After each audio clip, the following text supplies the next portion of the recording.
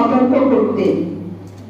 বাবা সকল পা আর হাত মিলিয়ে মিলিয়ে খেলো।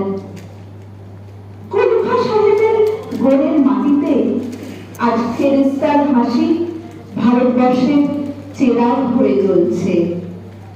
বন্ধুমিয়ার হাতের কর্মীকে শিব মন্দিরের গায়ে কত ফুল কাটা, আর তার জোগাড়ে হয়ে মশলা মাখছে ঈশান বাউরি।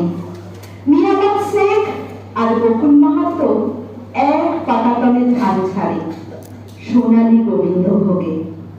খামারি ঠিকরে সোনালী আলো, পদক মাঝে ডাক টানত যুবতী গঙ্গায়, বৈঠা ধরত হোসেনুর মাঝি। সামনে সামনে মাঝি, সামনে কাঁচা খাতির গান, চোরাবালির স্বর আর ঘূর্ণিঝড়ের ঘাট।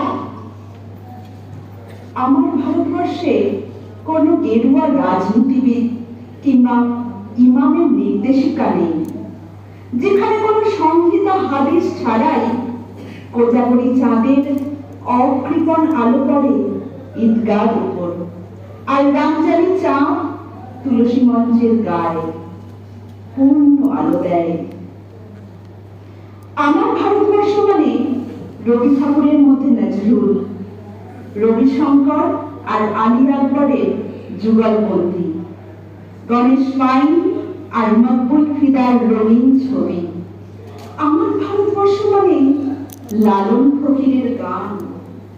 আমার ভারতবর্ষে আমি শুনেছি মোহাম্মদ রফির সঙ্গে লতার ডুয়েট, দেখেছি পাল্লাজি আজহারের সঙ্গে সচিনের দৌড়, খেলার মাঠের প্রান্তে দাঁড়িয়ে শুনেছি নাইমুদ্দিনের তদারকে চিৎকার, বিজেন আকিল কুলজিৎ বাঞ্চুং, মাঠটাকে আরো বড় কর, মাঠটা আরো বড়।